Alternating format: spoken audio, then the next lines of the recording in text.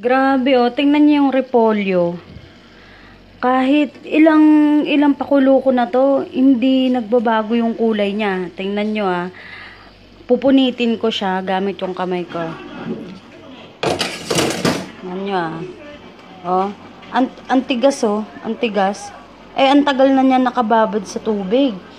Ayan oh, kulong-kulo pa yan. Pero oh, tigas, grabe. Ay nako.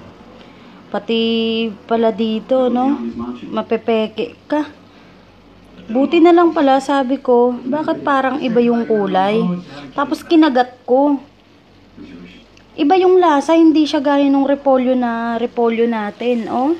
Ibang-iba yung lasa talaga niya.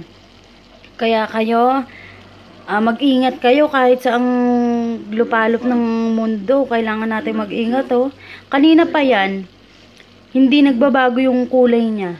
Kahit pinakuluan ko na yan, binabad ko na yan sa sa tubig dyan, tapos tinakpan ko, pero hindi pa rin nagbabago yung kulay.